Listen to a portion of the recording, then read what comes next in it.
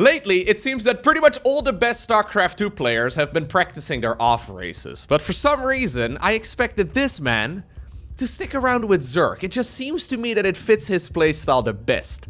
Regardless, what I've got for you today is the quarterfinals of the ESL Open Cup 154 Korea. And spotting right here in the bottom right-hand corner of Moondance in game number 1 of this best-of-3 series. Playing with the blue Protoss probes, we have Dark. The thing about Dark is that he plays incredibly free-flowing, right? If you've ever tried studying any of Dark's Zerg replays, you'll notice that he doesn't really follow build orders very strictly at all. He's just got an idea of roughly what he wants to do, and then he executes. But if you try to, figure out exact timings off of the strategies that he's playing, sometimes he'll go for like a 350 Roach War, and other times like 355, and sometimes 4 minutes, or 340. He's just mixing it up all of the time. And generally speaking, Protoss is a significantly more rigid race that really requires super strict build orders. Anyways, his opponent already getting impatient. Spotting right here in the top left-hand corner. Playing with the red Zerg drones, he goes by the name of Rikka. I think Rikka just figured out that his opponent is indeed playing Protoss. Rikka also goes by the name of Silky. He's a Chinese a Chinese Zerg player. Not necessarily the most successful player ever, but a well-known name in the Chinese StarCraft 2 scene. He's got roughly $15,500 in tournament earnings, which is definitely respectable. He's been playing this game for a very long time. Obviously, the prize pools in StarCraft 2 are very, very top-heavy. But it's interesting to me that Dark decides to bring it out right here in the ESL Open Cup. I haven't seen him play any Protoss ever. Not that I remember anyways. What I just said is not right. I just remembered that I did cast a game of Dark's Protoss going up against Scarlet's Terran. If you're interested in that one, I'll go ahead and post a link to it down below in the description of this video. So I'm very interested to see what his approach is going to be with Protoss. Got a feeling it's going to be relatively aggressive, but I don't know. We'll find out over the course of the next couple minutes. Anyway, so far everything seems a-okay. Nothing all too weird. The only thing that's throwing me off a little bit is the fact that Silky here decided to go for the top left-hand base first. I think the Protoss probe must have blocked the natural from coming up, and he decides to go for that expansion. This is not something we normally see. So pretty much always, you go for this base right over here, or if you can't take that one for some reason, you go for the one in that area. Okay. Maybe, though, the plan is to just go for a good old Link Flood? Is that really what we're doing? He's making a ton of Zerglings right now. This is one of those build orders that can work really well against weak players. But against someone of Dark's caliber, I mean, again, I don't know what his caliber of Protoss really is, but it really shouldn't be that great. Okay. Well then.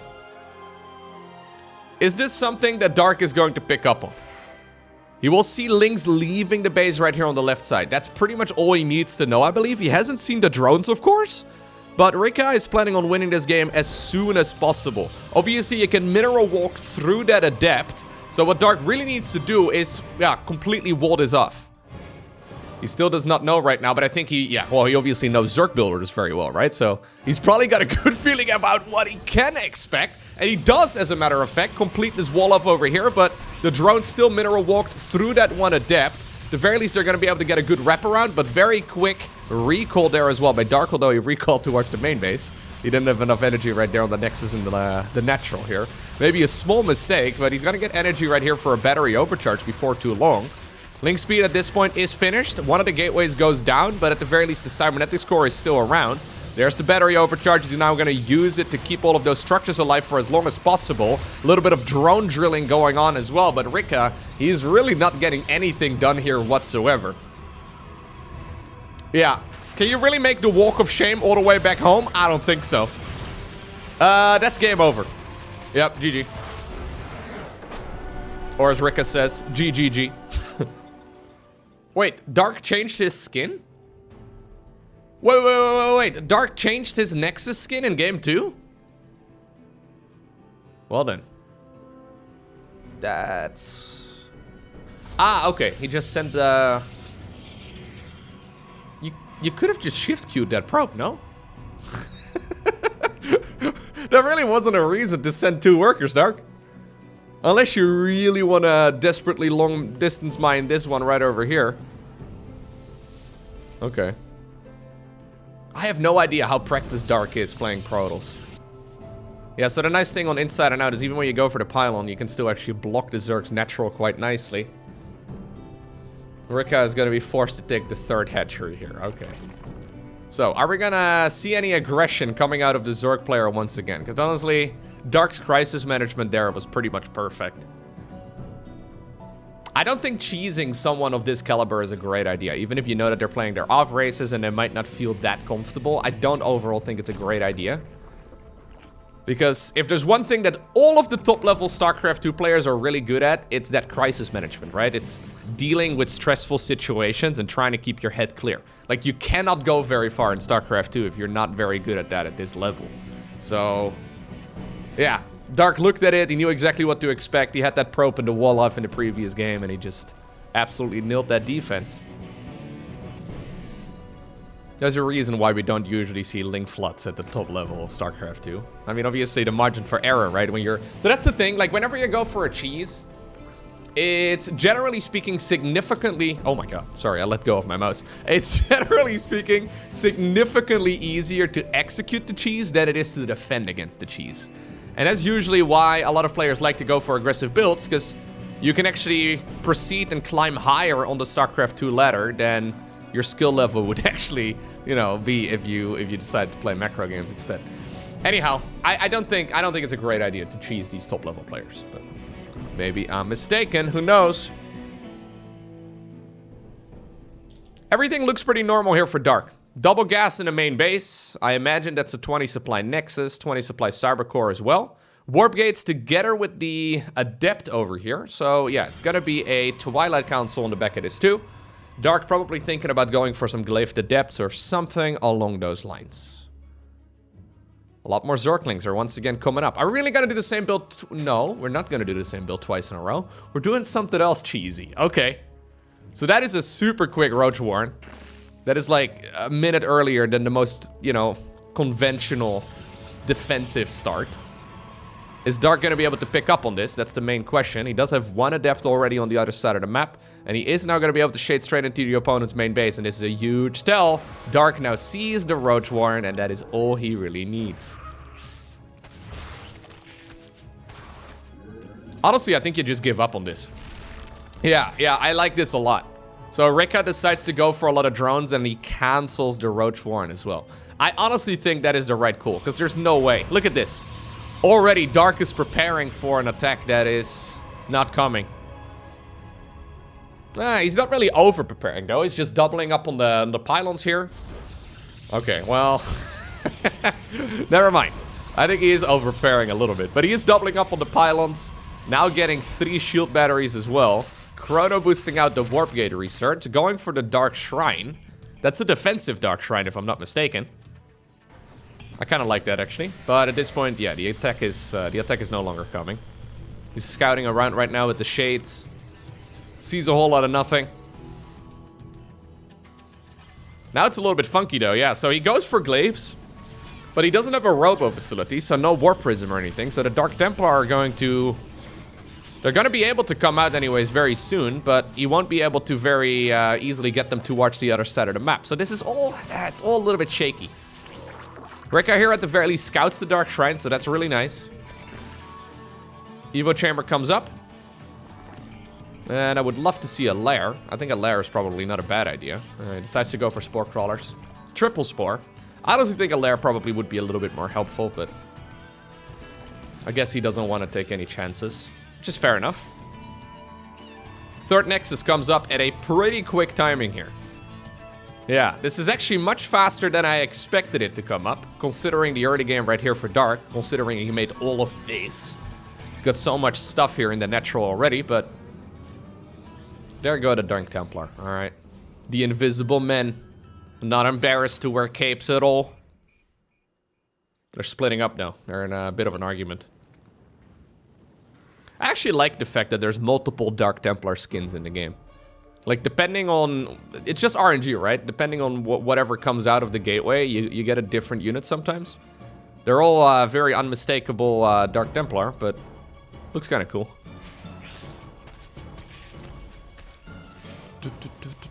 Wasn't there like a ghost thing as well in StarCraft 2? Like if you have one of the ghost skins enabled, wasn't there like a very slight chance you would get like a Nova looking skin? I think it's like 1 in 100. Maybe I'm crazy. Maybe I'm loco. Sorry. Okay. Very funky position here for Dark. What are we doing? So there's a big attack on the other side of the map. Adept not in the right place. There are, however, 4 gateways available, so he's going to be able to warp in defensive units here. But those adepts ended up, yeah, not getting a whole lot of work done. They also did not really open the door here for the Dark Templar, so... Sometimes the distraction of the adepts in one area can then suddenly allow the Dark Templar to come in, right? And do a bunch of damage, but that also did not end up happening here, so... Yeah, not a huge fan. Not a huge fan of how this is going here so far for Dark. One thing, though, that he does have going for himself is that 3-base economy. Whoa. Whoa. Hallucinated Colossus. Do you think that's a misplay? I'm gonna go back. I'm gonna go back. I think that's probably a misplay. So here's the sentry. I think he probably misclicked one of the hotkeys. I think he's just about to spawn 2 hallucinated units with this sentry over here. No? What? I know he's gonna do it as soon as I look away. Okay, yeah, look.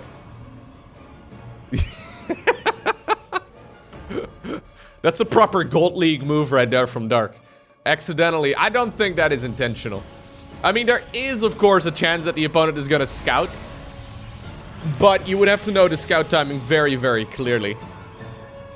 And honestly, Zerg is making roaches, so it's not really like you're gonna throw them off anyways. I think he intended on making double Phoenix, but he just, yeah, messed it up a little bit. Anyway. More adepts. Straight towards the... No, 12 o'clock base. I was gonna say 6 o'clock base, but that's not correct. Clocks. How do they work? I think I've mentioned this before in a previous video too, but I found out some time ago that someone... got very confused about me saying 12 o'clock, 6 o'clock, 9 o'clock, 3 o'clock bases. Because apparently they are only familiar with digital clocks. I'm pretty sure it was a troll in the comment section. But I have heard stories of people being unfamiliar with how analog clocks work in 2022. How to read analog time. It's... Like when you only know digital, it doesn't... 12 doesn't make... It doesn't mean anything. I really hope that's a troll. I really do. But I'm afraid it's not. I'm afraid that there are people out there that do not know how clocks work. Youngsters these days. Back in my day at school, we got lessons to learn how clocks work, okay? I was like 6 years old. Haven't stopped wearing a watch ever since. Anyways, Dark trying to go for a 4th Nexus here, but honestly, this is all looking... Yeah, I'm not a huge fan of what Dark is doing here, okay? He's playing super passively. So maybe his idea is... I don't know what his plan was in the previous game, right? But maybe his plan is to just make a really large army. And other than maybe a couple harassment squads here and there, he just wants to march through the opponent's side of the map. Like one of those bulldozer approaches. Which can work quite nicely, but Rikka has decided to go for a swarm host play. The swarm hosts feel incredibly late to me. I'm not exactly sure as to what the plan was here. Anyways, Dark right now will scout out what's happening.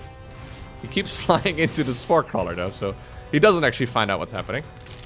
Infestation pit at the very least gets spotted, but that can mean 5 or 6 different builds.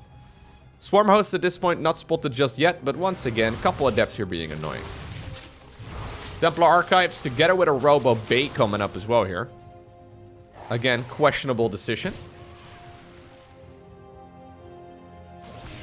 Let's see. What do we get? Oh, God. Battery overcharge, keeping that one alive. Is he going to be able to get the Nexus? He won't. Good force fields right there as well by Dark.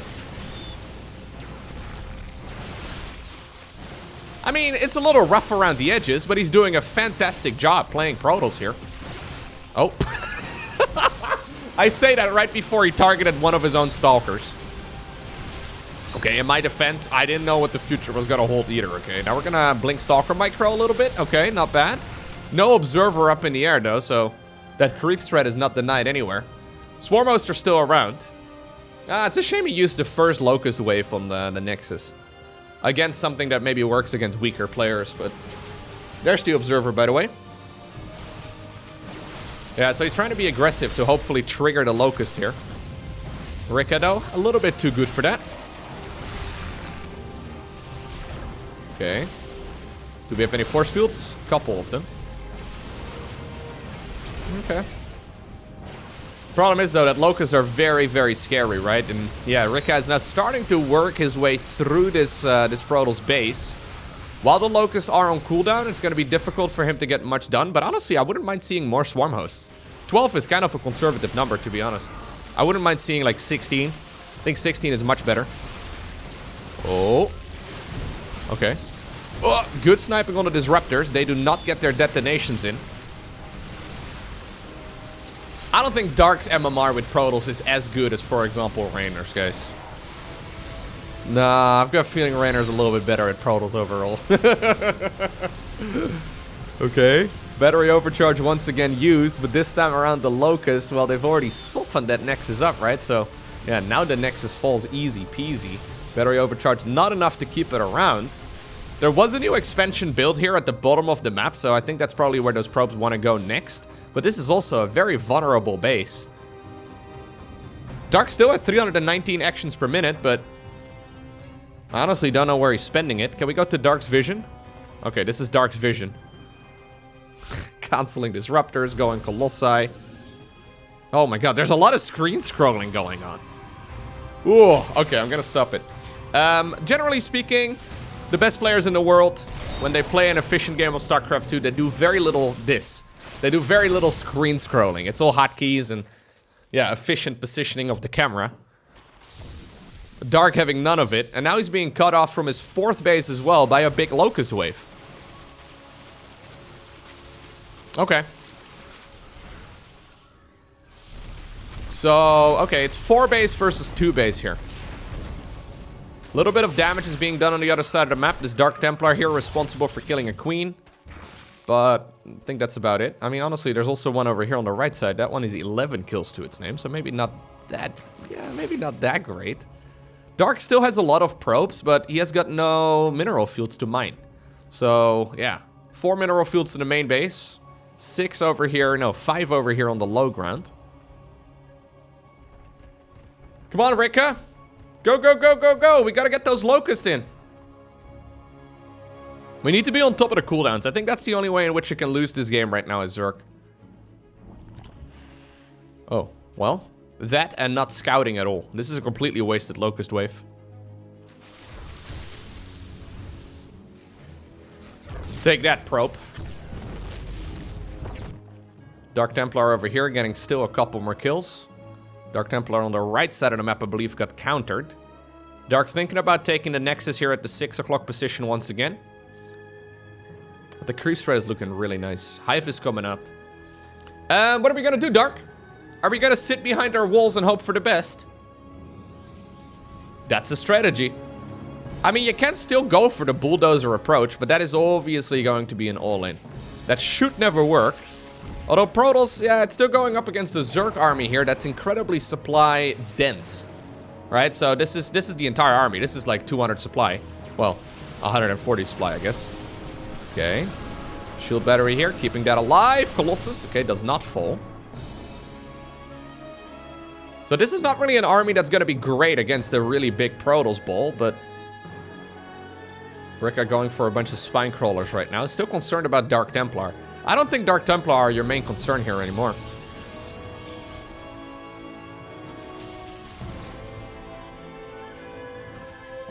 Okay. Dark resecuring this base, but good Zergling backstab here.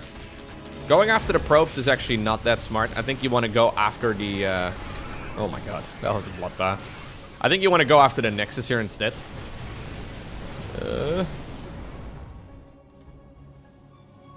The probes don't really do much, right? Like, the probes are already oversaturated, so...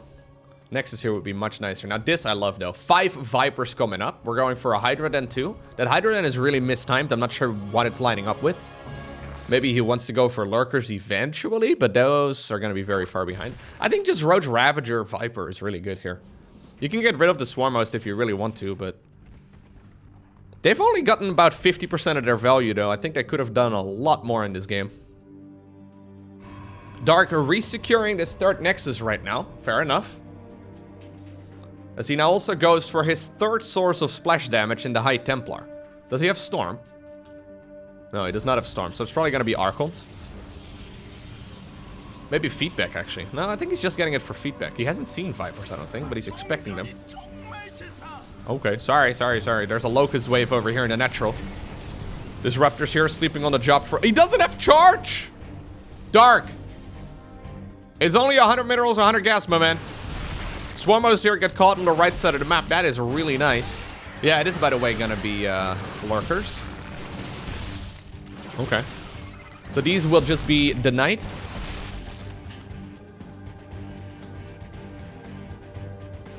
Are we not gonna go for charge? Yo, Dark. Okay, I think Dark was just having some fun when he decided to pick Protoss, guys. I don't think he actually intended on winning a whole tournament with playing Protoss, but... it's almost a little bit of disrespect right now, right? Anyhow, here's the Bulldozer. This is a scary force. Oh, Disruptor! Disruptor! Oh my god, massive hit. 19 lurkers, though, are coming up. There's a lot of Spore Crawlers. There's a whole lot of Vipers. With good abductions, this should work out like a charm. Yeah, there's no Storm, so he's just going to be relying on feedback on those High Templar. New base coming up all the way at the bottom. Now Storm is coming up, as well as Charge. I think both of those upgrades make a lot of sense. So we're at 7 Disruptors here. Not bad at all.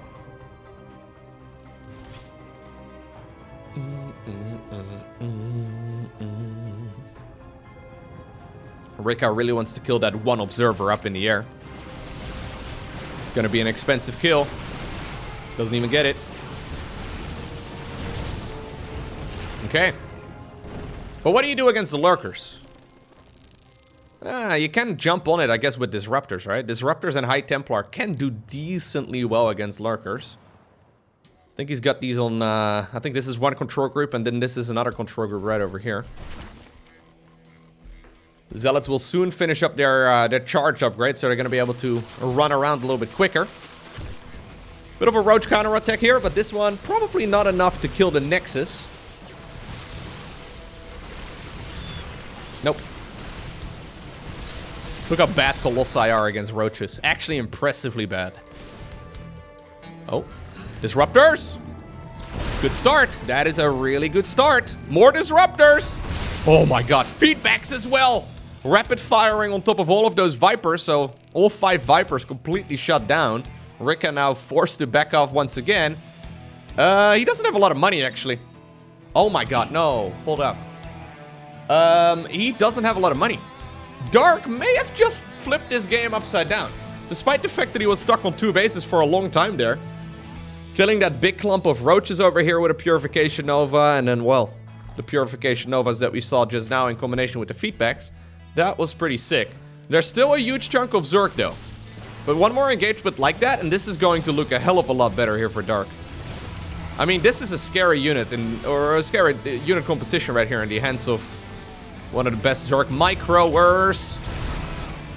Nice flip right there. 9 out of 10 for that Hydra. Oh my god.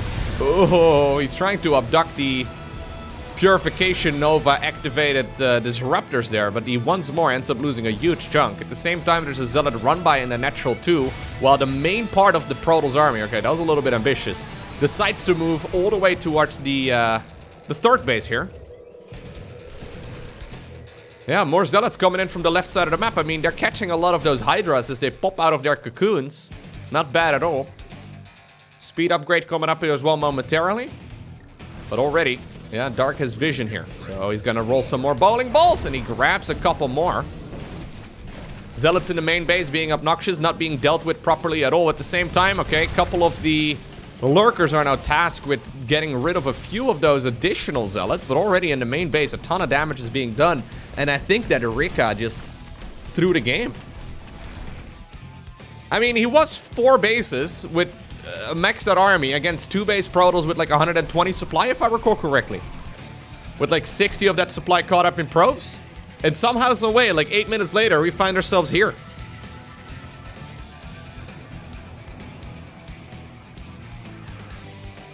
Dark playing it very conservative, Low. He doesn't want to... Oh my god, really? Oh, well, he's gonna have to fight it now. He doesn't even really need to activate those Purification Novas at all.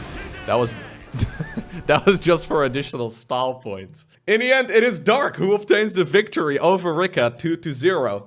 And with that, he moved on to the semi-finals of this particular ESL Open Cup.